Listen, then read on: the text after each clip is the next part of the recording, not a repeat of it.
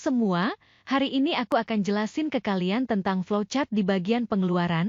Tapi sebelum itu kenalin dulu, aku Ririn, asisten kelompok 3 yang dianggotai oleh Angesti Naya absen 3, Bening Putrika absen 4, Vanessa Dwi absen 8, Meisya Ayulistia absen 15, Naura Camada absen 17, Raiza Tazidah absen 23, dan Rini Rohyati absen 24. Ini adalah studi kasus yang akan dibahas di video ini ya guys. Aku akan menjelaskan flowchart dengan proses manual yang berjudul siklus pengeluaran atau expenditure cycle. Bisa dicermati step by step-nya ya guys. Oke, kita mulai. 1. Bagian produksi, pengecekan bahan. Setiap pagi sebelum memulai produksi, bagian ini melakukan pengecekan persediaan bahan baku, tepung, gula, telur, dan lain-lain. Bagian ini akan membuat list belanja bahan sebanyak 2 lembar yang didistribusikan sebagai berikut. Lembar 1 diberikan kepada pemilik untuk persetujuan pembelian, lembar 2 diarsipkan urut tanggal. Dimulai dari start atau mulai, lalu proses manual dengan simbol trapesium terbalik yaitu melakukan pengecekan pesanan belanja bahan. Selanjutnya, melakukan pembuatan list belanja bahan secara manual dan nantinya menghasilkan 2 lembar dokumen berupa dokumen 1 yang akan diberikan kepada pemilik untuk persetujuan dan dokumen 2 untuk arsip dengan simbol segitiga terbalik, kode D atau DATE. Kemudian, dokumen kedua akan dikirimkan ke pemilik. Nah, sekarang kita lanjut ke bagian kasir. Setelah mendapat lembar persetujuan list belanja bahan, kasir akan menghubungi supplier untuk membeli bahan baku sesuai dengan list belanja.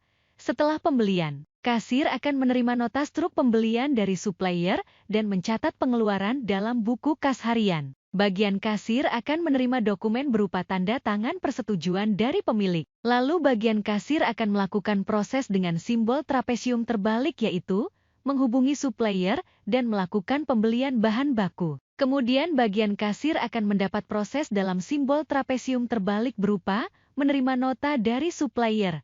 Setelah itu, kasir akan melakukan proses dengan simbol trapesium terbalik yaitu pencatatan pengeluaran.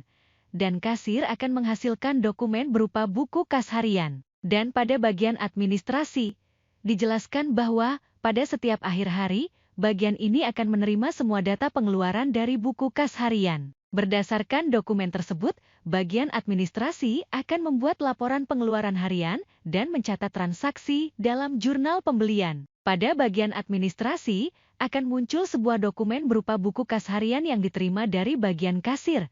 Kemudian, bagian administrasi akan membuat proses manual dengan simbol trapesium terbalik yaitu membuat laporan dan mencatat transaksi. Selanjutnya, bagian administrasi akan menghasilkan input-output dengan simbol jajar genjang yaitu jurnal pembelian dan ditambahkan logo N setelah simbol jajar genjang. Selanjutnya di bagian pemilik, pemilik akan menerima list belanja dari bagian gudang dan melakukan tanda tangan persetujuan. Setelah melakukan tanda tangan persetujuan, dokumen tersebut diberikan ke bagian kasir agar dilakukan pembelian bahan baku. Pada bagian pemilik, akan didapat dokumen berupa list belanja yang diteruskan dari bagian produksi dengan menggunakan konektor simbol A. Setelah mendapatkan list belanja, pemilik akan membuat keputusan dengan simbol belah ketupat atau simbol decision mengenai persetujuan permintaan belanja. Apabila pemilik menyetujui, akan terjadi proses dengan simbol trapesium terbalik yaitu melakukan tanda tangan persetujuan. Lalu pemilik akan menghasilkan dokumen berupa list belanja yang disetujui dan akan diteruskan ke bagian kasir dengan menggunakan bantuan konektor simbol B. Nah, ini adalah gambar dari keseluruhan flowchart yang udah aku jelasin tadi ya guys. Bisa kalian lihat untuk bagian produksi, kasir, administrasi, dan juga pemilik. Oke guys, segitu dulu penjelasan tentang flowchart di bagian pengeluaran. Semoga penjelasan aku melalui video ini bisa dengan mudah kalian pahami. Makasih buat teman-teman yang udah meluangkan waktunya. Sekian, terima kasih.